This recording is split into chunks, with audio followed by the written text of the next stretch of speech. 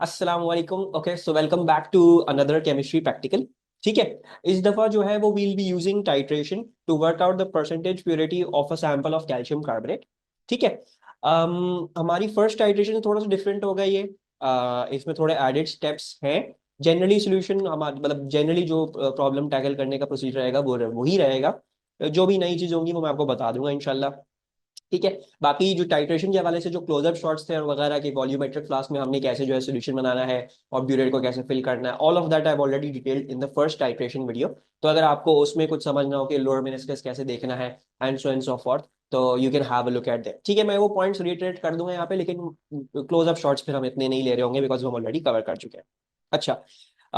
बाकी let's start of with this practical. अच्छा, तो हमें क्या क्या प्रोवाइड किया गया है? We been provided 0.1 mole per dm cube NaOH। ठीक है, ये रहा हमारा 0.1 mole per dm cube NaOH। Then we got approximately 1 mole per dm cube HCl and approximately 0.1 mole per dm cube HCl।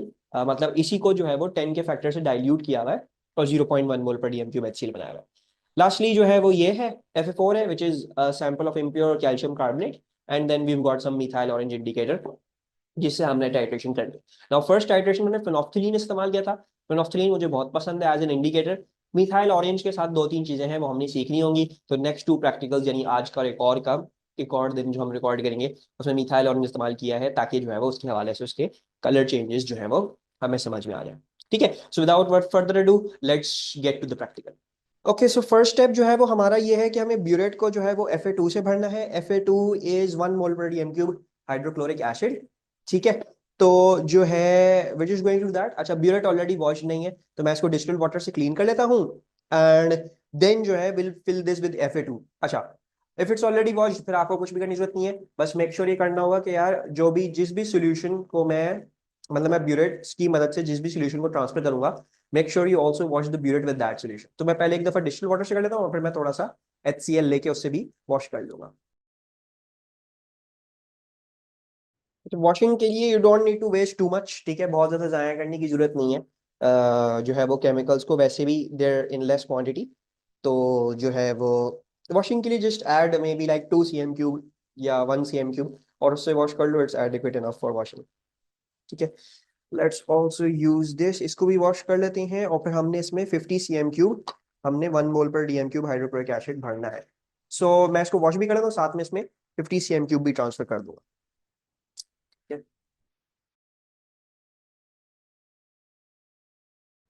अच्छा, दूसरी बात, व्हेन यू हैंडलिंग corrosive ये acids, तो make sure you have gloves on. ठीक है, वरना जो है वो अच्छी तरह हैंड्स को वॉश कर लीजिएगा once you are done handling them. अच्छा, और आपने जो भी जिस भी चीज से वॉश किया उसको dispose off through the tap ही कीजिएगा ताकि टैप भी जो है वो साथ साथ वॉश हो जाए। अब जो है let's put 50 cm³ in this. अच्छा, मैं जो हूँ वो इसको 0 के मार्क पे अलाइन कर रहा हूँ ताकि मैं 50 जो है वो ट्रांसफर आराम से कर सकूँ। So always make sure colourless fluid के लिए आप लोअर मेनिस्कस देख रहे हो और जो है वो just make sure it's align with 0 and see the meniscus head on. ठीक है, पैरेलल एरर्स अवॉइड करिएगा, don't look at it from above और बिलो। ठीक है, एंगल अपना स्ट्रेट रखिएगा। ये हो गया हमारे पास 50 cm³ HCl हमने इसमें ट्रांसफर कर लिया। ठीक है। अच्छा, अब इसका मतलब ये नहीं है कि अगर आपने 0 के मार्क तक अलाइन कर दिया है सो दैट मींस आप 0 से लेके पूरा टैब खाली कर दोगे। 0 से only till the 50 cm³ mark, फिर जो नीचे रह जाता है दैट इज एक्सेस, वो आपको ट्रांसफर करने की जरूरत नहीं। अच्छा, ये कर लिया हमने 50 cm³ Fa2 इन ए 250 cm³ बीकर।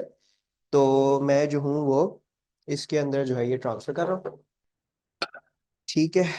अच्छा, क्योंकि अब सिर्फ ट्रांसफर ही करना है तो जो है वो जल्दी से इसको ट्रांसफर कर लेते हैं।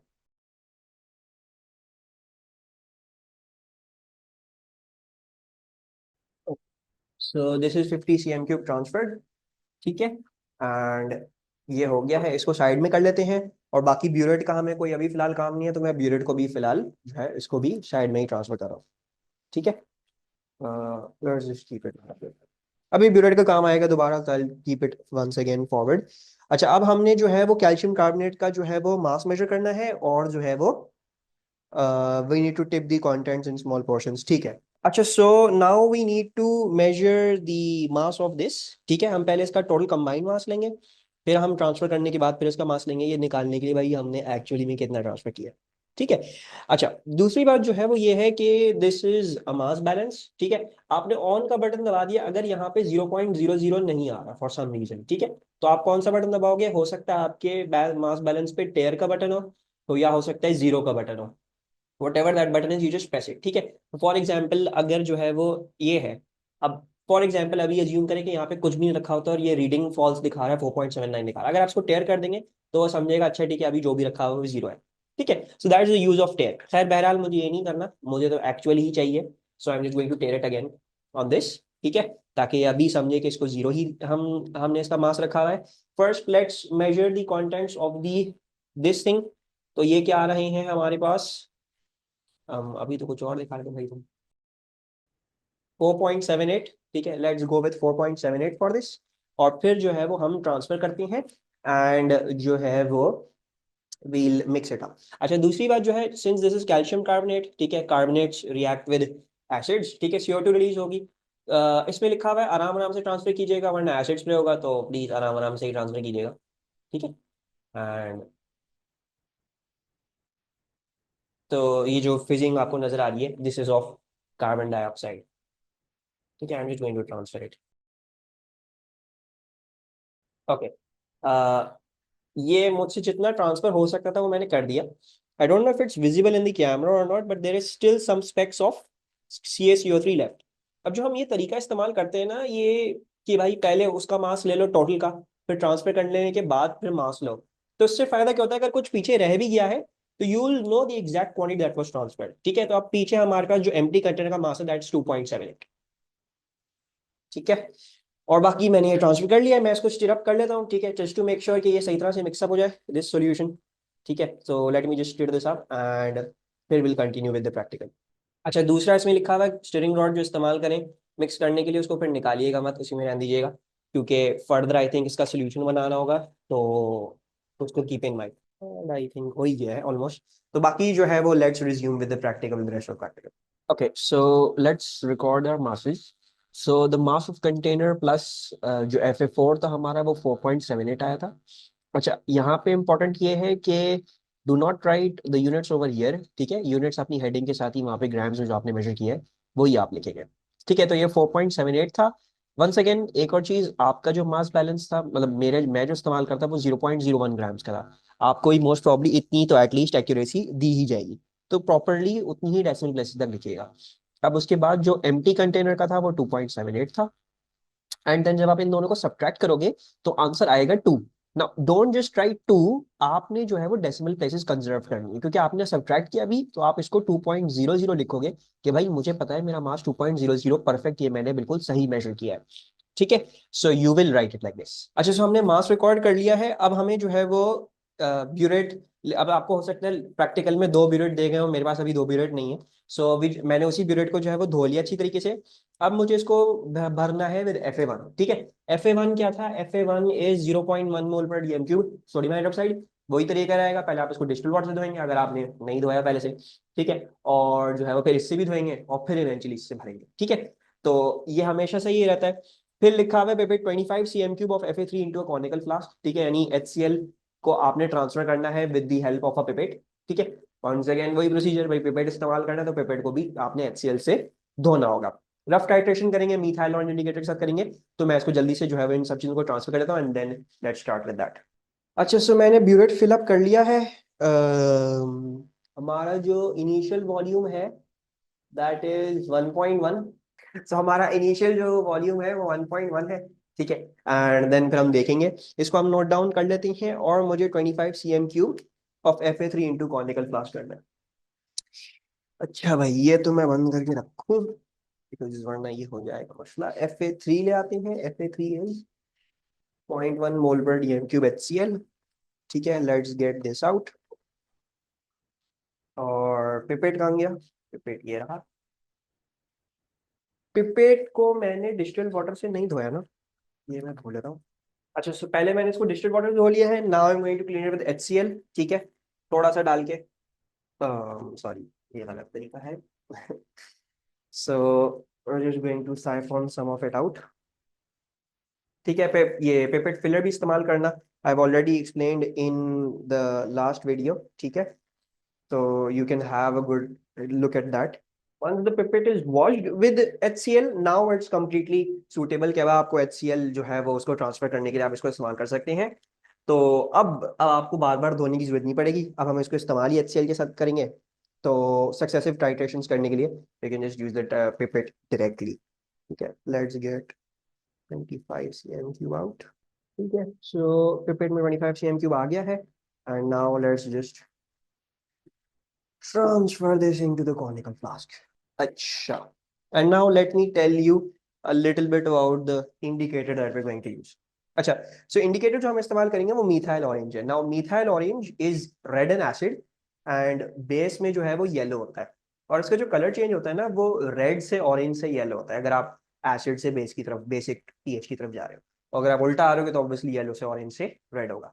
अच्छा, ना अब जो हम टाइट्रेशन करने वाले हैं, ठीक है, दैट इज, अच्छा वंस अगेन एक और चीज पेपर से ट्रांसफर हो गया, just make sure you touch the bottom ताकि जो है वो जो आखिरी ड्रॉप भी है वो भी निकल जाए। ठीक है, and set the paper side, मैं इसको साइड में रख रहा हूँ। अच्छा, तो अब हम जो कर रहे हैं हमारे पास इधर जो है वो एसिड है, ठीक है, we got HCl, so I am going to add methyl orange के ड्रॉप्स। अच्छा, अब नॉर्मली स्पीकिंग 2 to 3 ड्रॉप्स काफी होते हैं, बट मेक श्योर जब आप मिथाइल ऑरेंज इस्तेमाल कर रहे हो तो आपको एक रेड कलर मिल जाए। ठीक है, ये ना हो कि वो हल्का सा पेल पिंकिश आ रहा हो, तो जस्ट ऐड इनफ ड्रॉप्स कि आपको रेड कलर ही मिल रहा हो। ठीक है, let me open this and, अच्छा ये अभी थोड़ा सा पिंकिश कलर शो कर रहा है, so I am just going to add a little bit more drops, ठीक है, ताकि ये मुझे रेड ही शो करे जो मुझे चाहिए। ओके, सो नाउ अब ये मुझे रेड शो कर रहा है, ठीक है, सो हो सकता है हल्का सा पिंक हो, बट आपको रेडिश टोन हल्की सी चाहिए इसमें। ठीक है, because I have experimented a little, तो मुझे ये पता चला है कि भाई मीठा एलोनेज इतना डाल दिया करो कि भाई थोड़ा सा रेड ही नजर आया, एसिड है, वरना वो पिंकिश वाला इतना अच्छे रिजल्ट्स नहीं देता। अच्छा, ये हो गया हमारे पास, हमने मिथाइल ऑरेंज इसमें डाल दिया है और हमने Fa3 भी ट्रांसफर कर दिया। अब हमें एक रफ टाइट्रेशन करनी है, सो लेट्स स्टार्ट दैट। 1.1 हमने नोट कर लिया है और हम इसको कर लेते हैं। अच्छा, अब आप रुकोगे कब? Now this is going to show you colour changes, ये आपको रेड दिखाएगा, फिर आहिस्ता आहिस्ता ये ऑरेंज होगा एंड देन इवेंचुअली येलो होता है। नाउ द प्रॉब्लम इज कि ऑरेंज जब होगा ना तो हमें रेड और ऑरेंज के बीच में इतनी कोई डिस्टिंग्विशमेंट नहीं होती है, right, we can not see red और ऑरेंज बड़ा क्लियरली, और ये कोई बहुत ज्यादा क्लियरली भी चेंज नहीं करता, मतलब ग्रेजुअल चेंज होता है। So instead of stopping eight orange, ठीक है, हम कहाँ पे स्टॉप करेंगे? हम येलो पे स्टॉप करेंगे, because yellow is very very distinguishable from red या ऑरेंज। ठीक है, तो ऑरेंज हो भी जाए, असूलन ऑरेंज पे ही स्टॉप करना चाहिए था, but orange is way too hard to stop, मतलब आपको पता नहीं है आपको किस शेड ऑफ ऑरेंज पे स्टॉप करना है, ऑरेंज के भी बहुत सारे शेड्स आएंगे इसमें, तो we're going to stop at yellow। ठीक है, so let's do that। अच्छा, रफ टाइट्रेशन है, let's do it हल्का सा जल्दी।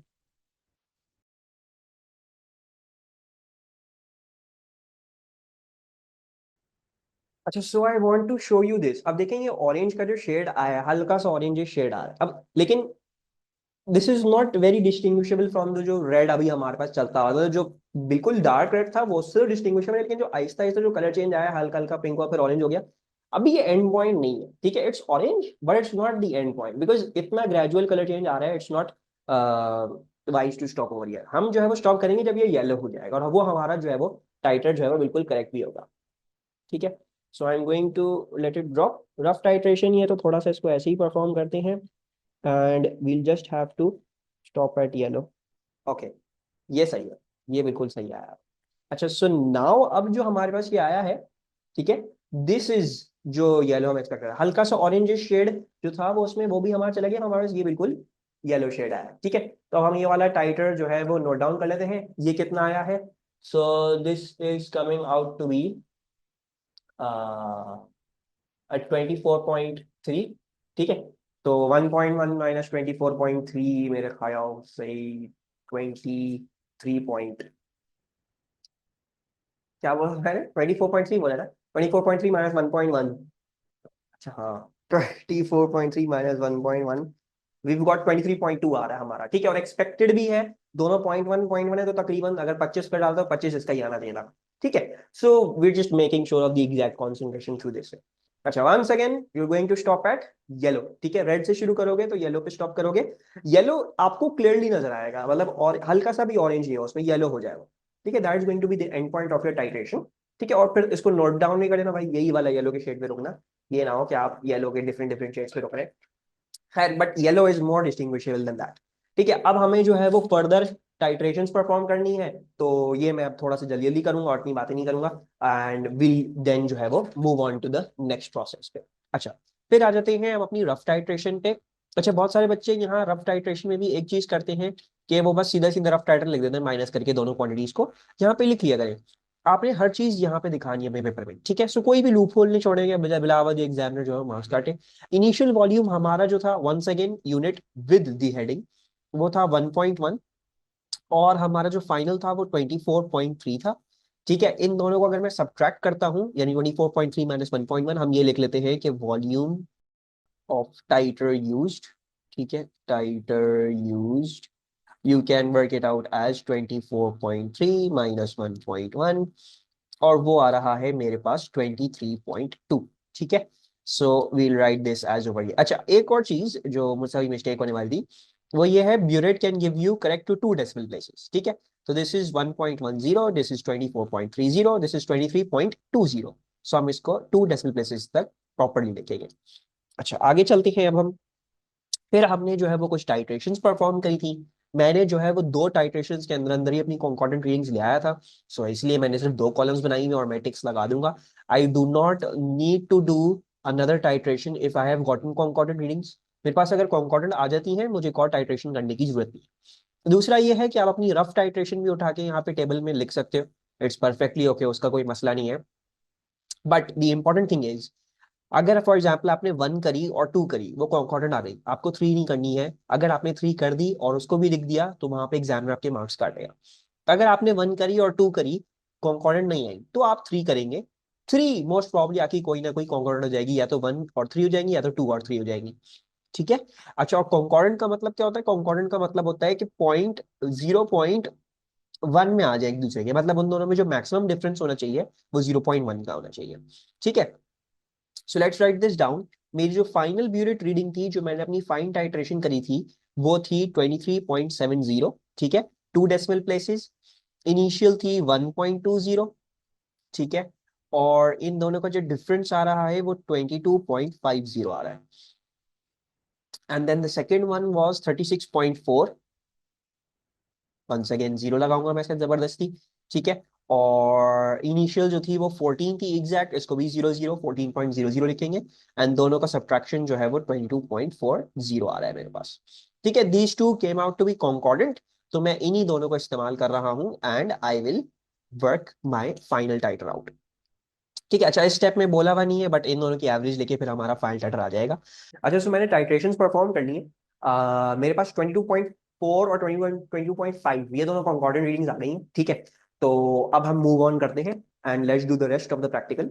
अब क्या बोला हुआ है? Stir the mixture from step 1 again to ensure the solid has dissolved. वो मैंने स्टिर कर लिया है, ठीक है, वो ऑलरेडी डिसॉल्व्ड है, तो उसकी कोई टेंशन नहीं है, हमें जरूरत नहीं है। Transfer the solution to 250 cm cube graduated volumetric flask labelled FA5। अच्छा, अब हमने क्या करना है? अब हमने इस वॉल्यूमेट्रिक फ्लास्क में जो है वो ट्रांसफर करना है हमारा ये जो सोल्यूशन है।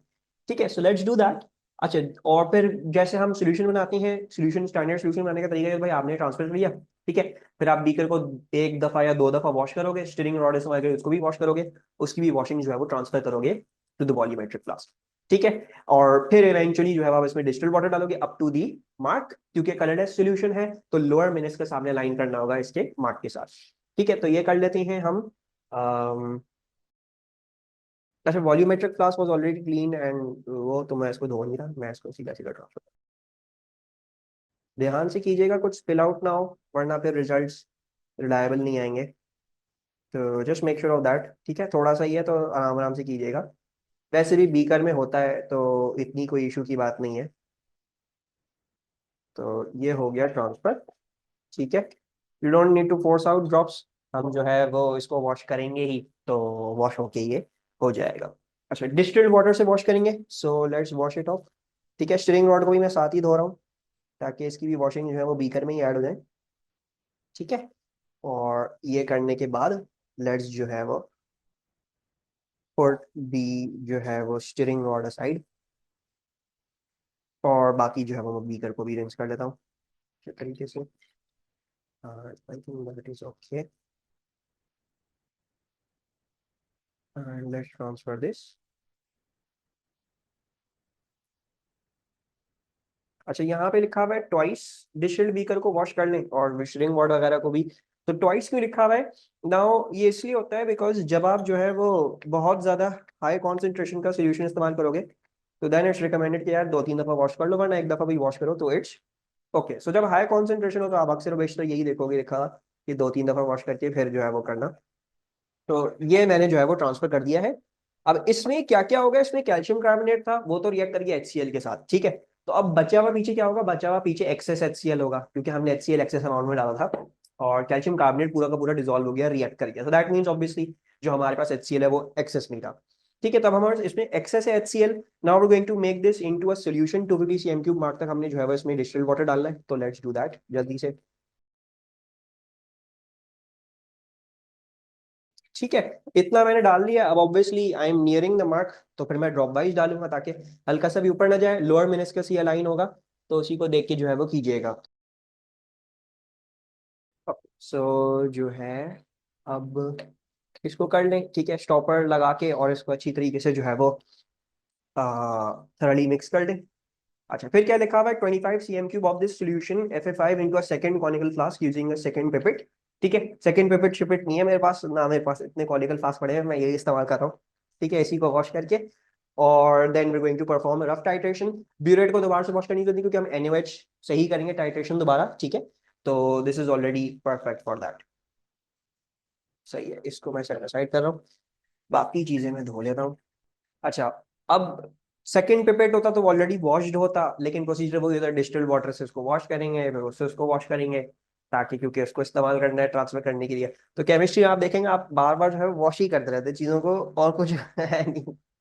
ठीक है, तो make sure you have washed it, ठीक है, वरना वो सूटेबल नहीं होता, रिजल्ट रिलायबल नहीं आएंगे, ठीक है। मैं इसको डिस्टिल्ड वाटर से एक दफा क्लीन कर लेता हूँ and then I am also going to clean it up with the जो सोल्यूशन जो हमने वॉल्यूमेट्रिक फ्लास्क में बनाया है, बिकॉज हमने उसको इस्तेमाल करना है और पिपेट को उसके ट्रांसफर के लिए इस्तेमाल करना है। ठीक है, so this is for washing, ये मैं वॉशिंग के लिए इस्तेमाल कर रहा हूँ और फिर हम इसको फिल अप करके कॉनिकल फ्लास्क में डाल देते हैं।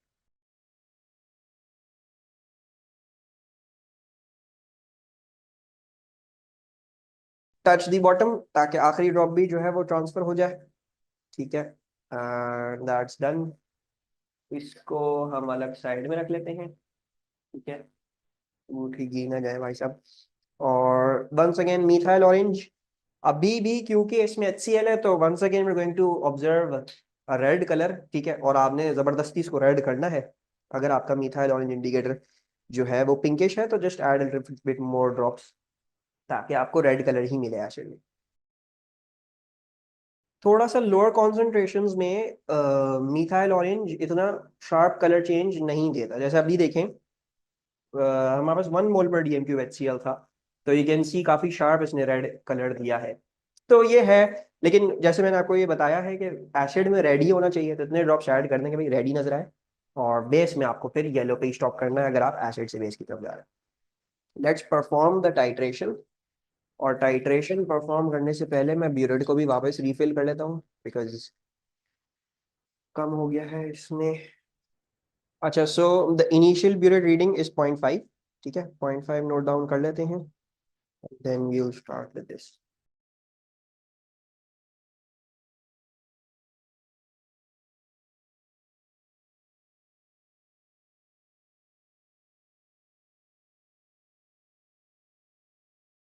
ओके, सो मेरे पास जो है वो मेरा जो है आ चुका है येलो कलर, ठीक है। और ये आया है हमारे पास 8.5 पे, ठीक है।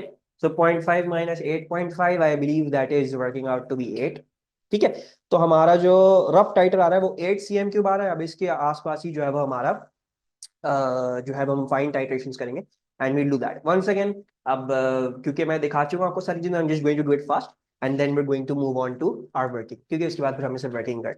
अच्छा, then we have done another titration, ठीक है। इसमें जो मैंने अपनी रफ टाइट्रेशन परफॉर्म करी थी, मेरी इनिशियल आई थी 0.5, वंस अगेन 0.50 लिखेंगे हम इसको। और हमारी जो यहाँ पे जो फाइनल वॉल्यूम आई थी वो आई थी 8.5।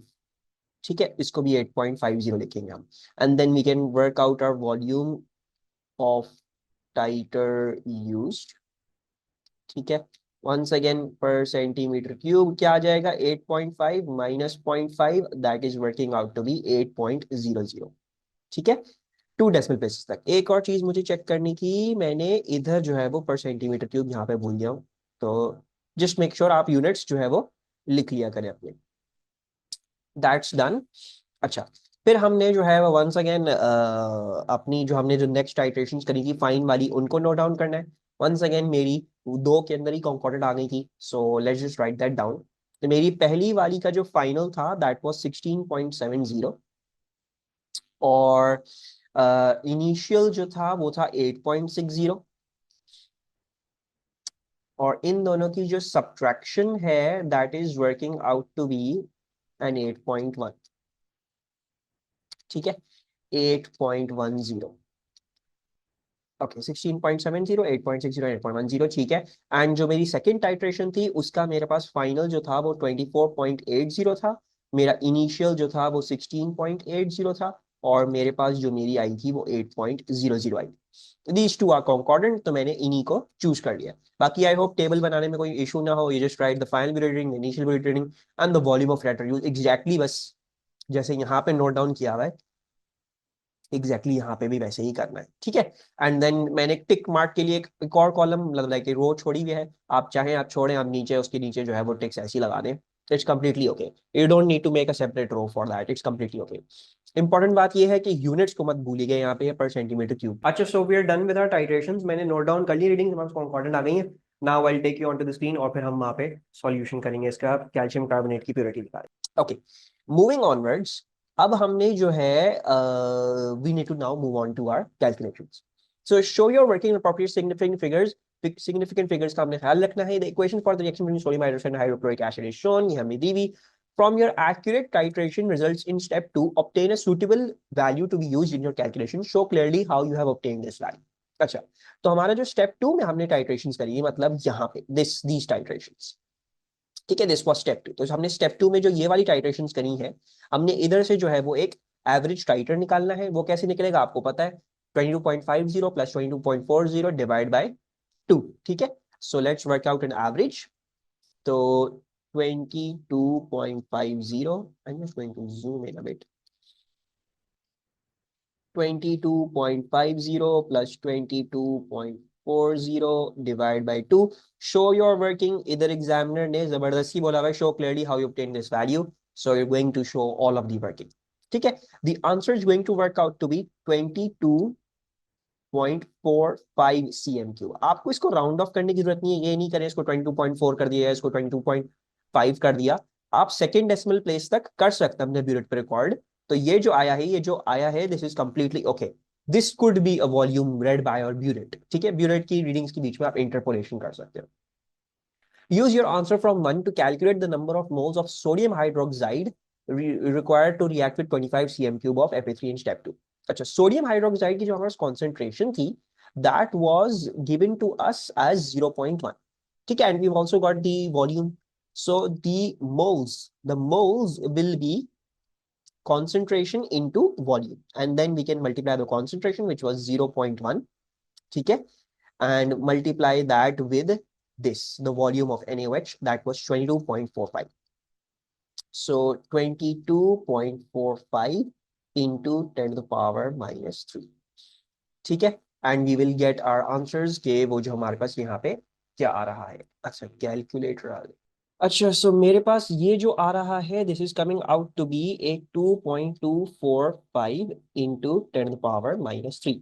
अच्छा, अगर आप नोटिस करेंगे तो हमारे पास सिग्निफिकेंस कितनी दी थी, this is 3 significant, right, and the significance over here is we have 4 significant figures over here. ठीक है, तो आप 3 सिग्निफिकेंट भी ले सकते हैं, 4 सिग्निफिकेंट भी ले सकते हैं, मैं 3 सिग्निफिकेंट लेके जा रहा हूँ जो मेरे पास लोअर है। ठीक है, रूल यही रहता है कि जो आपके पास लोअर सिग्निफिकेंस होती है उसी को आप लेके आगे चलते हैं। तो मैं जो हूँ उसको राउंड ऑफ कर रहा हूँ, and I am going to write this as 2.25 into 10 to the power minus 3, और इट्स कम्प्लीटली ओके। आप इसको 4 सिग्निफिकेंट में भी लेके चल सकते हैं। यूज योर आंसर, मतलब अपने वॉल्यूम की जो अपनी सिग्निफिकेंस थी। Use your answer from to determine the number of moles of hydrochloric acid in 25 cm cube of Fa3। It's easy peasy. यहाँ पे हमें पता है कि भाई NaOH और HCl जो है वो 1:1 के रेशियो में रिएक्ट करते हैं। तो अगर आपके पास 2.25 इंटू 10⁻³ मोल्स थे of NaOH, so that means you will have 2.25 into 10⁻³ moles of HCl as well. So let's write that down as well. हमें पता है कि ये 2.25 इंटू 10⁻³ होगा। ठीक है।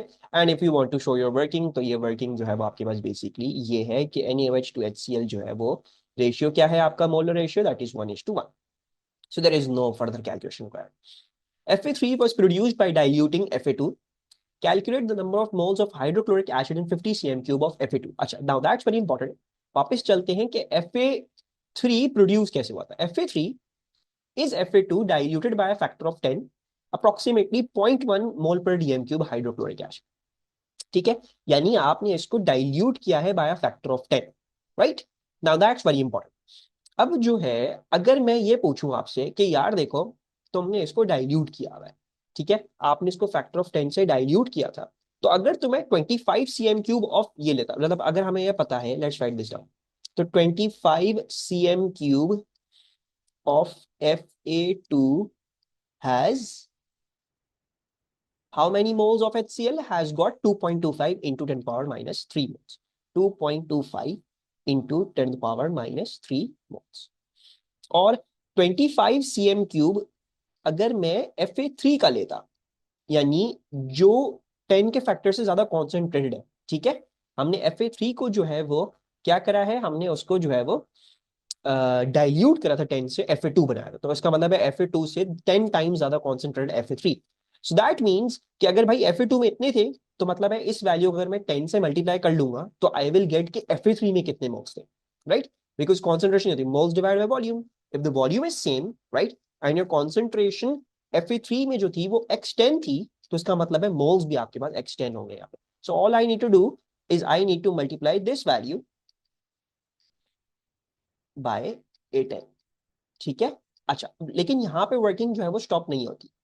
क्यों? बिकॉज यहाँ पे बोला हुआ है 50 cm क्यूब, हमें 25 में नहीं पूछा, इंस्टेड हमें 50 में पूछा है। तो 50 में पूछने का मतलब मकसद क्या हुआ, 50 में पूछने का मकसद जो है वो ऑब्वियसली ये हुआ कि आपने इसको मल्टीप्लाइड बाय 2 भी करना है, क्योंकि 25 multiply by 2 is 50, right. So I am just going to change this. मैं इसको जो है वो कह रहा हूँ कि यार 50 सेंटीमीटर क्यूब में कितना होगा, 50 सेंटीमीटर क्यूब में मल्टीप्लाई बाय 2 आपको मजीद करना पड़ेगा यहाँ, right? So that will be the moles of HCl and 50 cm cube of Fa2.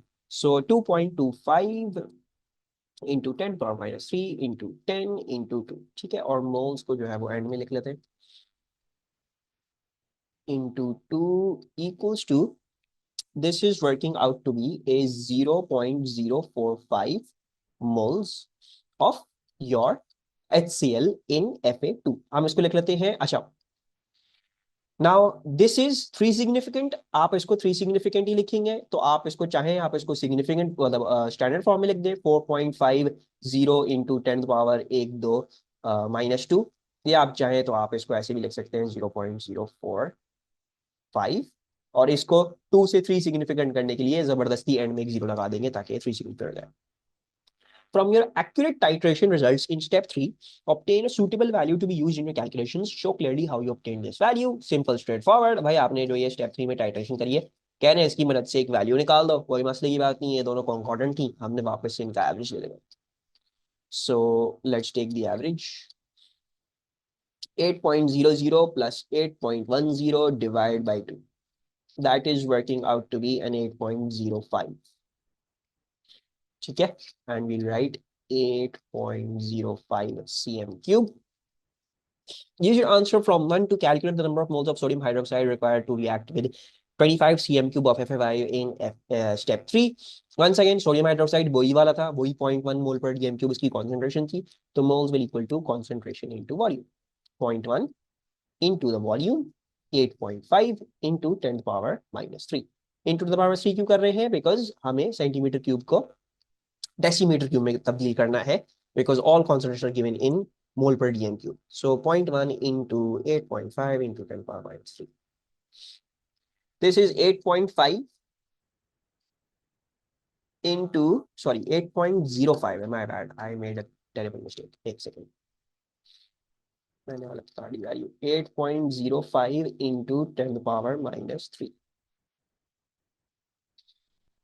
ठीक है।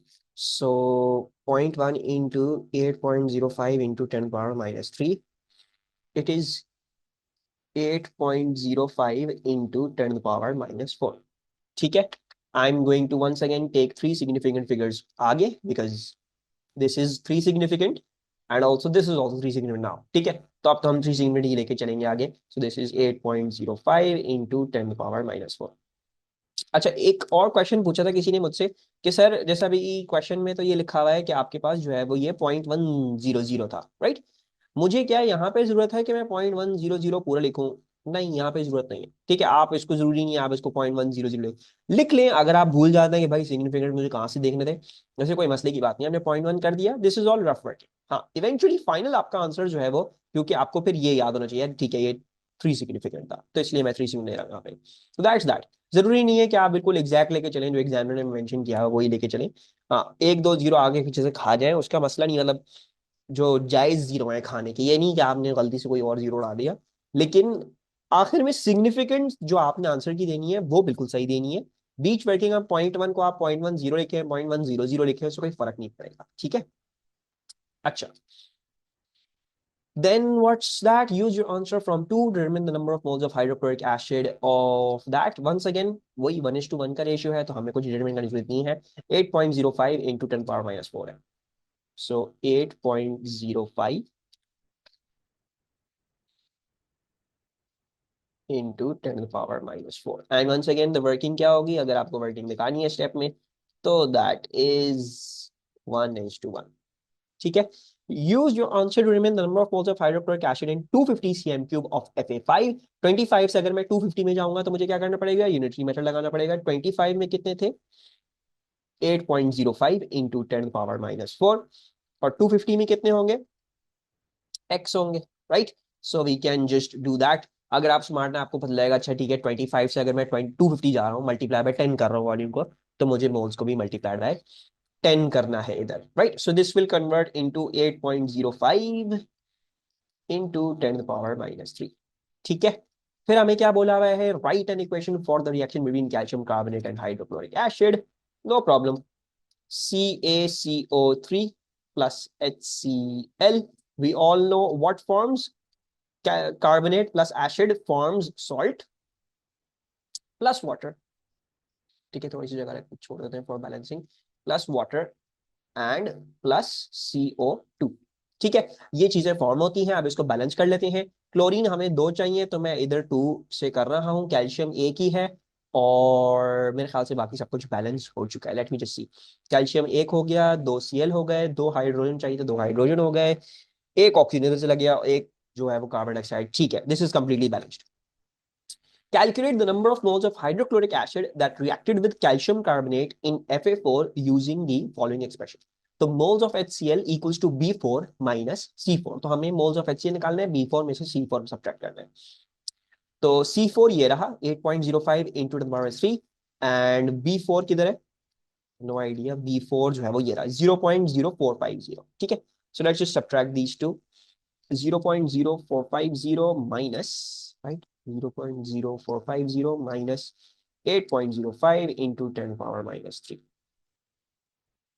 ठीक है। इन दोनों को मैंने सब्ट्रैक्ट कर लिया है, मेरे पास आंसर जो है वो क्या आ रहा है, वो आ रहा है 0.03695 आ रहा है, 3695, ठीक है। But preserving the decimal place, ठीक है।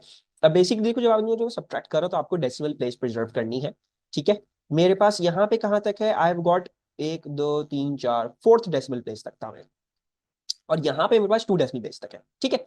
I am going to still keep, मैं अगर जो है वो क्या कहते हैं सेकेंड डेसिमल प्लेस तक कर दूंगा तो बड़ा मसला हो जाएगा, सॉरी ये, हाँ, तो बड़ा मसला हो जाएगा, सारा आंसर खराब हो जाएगा। But I am not going to, मैं इसको 0.03695 नहीं लिख सकता, मतलब ये बहुत ज्यादा आगे जा रही है significance. I am going to round it off, और मैं इसको जो है वो राउंड ऑफ करके 5 9 को राउंड ऑफ करेगा, 9 6 को राउंड ऑफ करेगा, तो हम इसको 0.0370 लिख सकते हैं, ठीक है। 0.0370, या आप इसको 0.037, नहीं 370 ठीक है। अच्छा, इतना हम लिख रहे हैं, ठीक है, दैट्स आर जो हमारे पास ये चलता आ रहा है, ठीक है। Okay, perfect. अब हमें क्या करना है, अब हमने ये करना है, use your answer to calculate the mass of CaCO3 if you were unable blah blah blah, ठीक है। अच्छा, अब देखो, तुमने ये निकाला है कि HCl कि कितने मोल जो है वो रिएक्ट करें विद कैल्शियम कार्बोनेट, वो हमने निकाल लिया। HCl किस रेशियो में रिएक्ट कर रहा है, 2:1 की रेशियो में रिएक्ट कर रहा है, यानी कैल्शियम कार्बोनेट के कितने मोल्स होंगे, इसके आधे होंगे, right. So first of all we know कि अगर हम HCl और CaCO3 का जो है वो हम रेशियो लेंगे तो 2:1 का आ रहा है, राइट। और हमारे पास HCl कितना है, 0.037, 0.037, this is going to be working out to be x। निकाल लेते हैं जल्दी से कि हमारे पास x की वैल्यू क्या आ रही है। So that is 0.037 divide by 2, ठीक है, जैसे मैंने बोला आधा करना है आपने, तो 0.0185 आ रहा है, ठीक है, 0.0185। अभी हमारी ये बीच की वर्किंग है, अभी हम इसको फाइनल आंसर कोट नहीं कर रहे हैं, तो इसको राउंड ऑफ करने की जरूरत नहीं है, जो आया वो हम एग्जैक्ट ले रहे हैं। अब मुझे क्या करना है, मुझे जो है वो इसका मास निकालना है। So let's work out the mass. Mass कैसे निकलेगा, you know that moles equals to mass divided by mr, right? the grams में जो भी मास है डिवाइड बाय द mr। अगर मुझे मास निकालना है तो मास कैसे निकलता है, मास निकलेगा मोल्स को mr से मल्टीप्लाई करने पे। मोल्स कितने आए हैं, 0.0185 आए हैं। mr क्या आया है, कैल्शियम का 40.1 है, सो 40.1 प्लस कार्बन का 12 और प्लस 3 × 16, ठीक है। अच्छा, यहाँ पे नहीं लिखा करें इस पोर्शन में, वैसे तो अब नहीं आते, अब ये जो है वो पेपर्स में इस तरीके से नहीं हुआ होता कि ये वाली कॉलम है, लेकिन अगर हो तो जहाँ पे लिखा है एग्जामिनर कि भाई यहाँ पे नहीं लिखना तो वहाँ पे नहीं लिखना, तो अपनी अलॉटेड स्पेस में ही लिखना। एंड देन लेट्स सी हमारे पास मास क्या आ रहा है, सो into 40.1 plus 12 plus 3 × 16, so the mass we're getting is 1.85। Three significant figures जो है वो मैं इसको लेके चल रहा हूं, तो मैं जो हूँ वो थ्री सिग्निफिकेंट अपना आंसर कोट करता हूँ 1.85, ठीक है। 1.85 ग्राम्स हमारे पास ये आंसर आ गया है। फिर बोल रहे हैं calculate the percentage purity bye mass of calcium carbonate. कोई मसला नहीं है, हमें पता है कि हमने कितना ग्राम्स ट्रांसफर किया था, कहाँ लिखा है वो हमने, वी ट्रांसफर्ड, मेरे से भाई कहाँ गया, अच्छा ये रहा, हमने 2 ग्राम्स ट्रांसफर किया था, राइट। हमारे मुताबिक 2 ग्राम्स हमने ट्रांसफर किया था, लेकिन उसमें जो है वो पूरा पूरा 2 ग्राम्स जो है वो कैल्शियम कार्बोनेट नहीं था। So to work out the percentage purity you have to divide your mass that you have found out by your जो टाइट्रेशन, जो भी आपने तरीका लगा के जो आपने निकाला है कि यार असली में COCO3 का इतना मास था, divided by the total mass, यानी जो आपका इम्प्योर मास है, राइट। सो कुछ इस तरीके से होता है इसका फॉर्मूला कि percentage purity is the pure sample का मास, तो मास ऑफ प्योर सैंपल। और प्योर सैंपल कैसे पता चलता है, ऑब्वियसली टाइट्रेशन और उसको रिएक्शन करने के बाद पता चलता है कि यार इतना इसमें ये था, बाकी सब जो है वो कुछ और था जो रिएक्ट नहीं था। Then divide by mass of total, ठीक है, sample, and then obviously multiply by 100 because you want to work out the percentage purity. So this shall be 1.85 divided by 2.00, 2.00 नहीं लिखे हैं, 2 लिखने से कोई फर्क नहीं पड़ रहा। आखिरी आंसर आपका 3 सिग्निफिकेंट तक ही होना चाहिए, या एक वैलिड आपके पास परसेंटेज प्योरिटी होनी चाहिए। तो 1.85 divide by 2 into 100, this is working out to be a 92.5, ठीक है। मैं इसको जो है वो थ्री सिग्निफिकेंट फिगर्स ही लिख रहा हूँ अपने आंसर को, 92.5% ये हमारी जो है वो क्या कहते हैं परसेंटेज प्योरिटी है। एंड जस्ट फॉर कंपैरिजन, ठीक है, because this practical worked out very well, I just want to show you कि मैंने होशियारी क्या की थी। एक्चुअली जो मेरा इम्प्योर COCO3 का मास था उसमें the sample that I made actually, so the sample was actually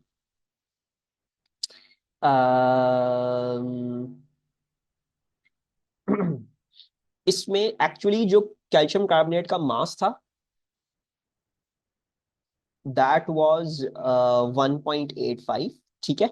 और जो हमारे पास इम्प्योरिटी थी वो मैंने एक्चुअली होशियारी करके मैंने NaCl जो है वो इसमें डाला था, although that was not given in the examiner के वो उसमें कि भाई ये करना, लेकिन just to make it much more जो है वो fun, I just did that. तो मैंने तकरीबन जो है वो 0.17 ग्राम्स जो है वो NaCl डाला था, और ये जो है वो 1.85 ग्राम्स जो है वो CaCO3, टोटल जो है वो 2.02 ग्राम्स आया था।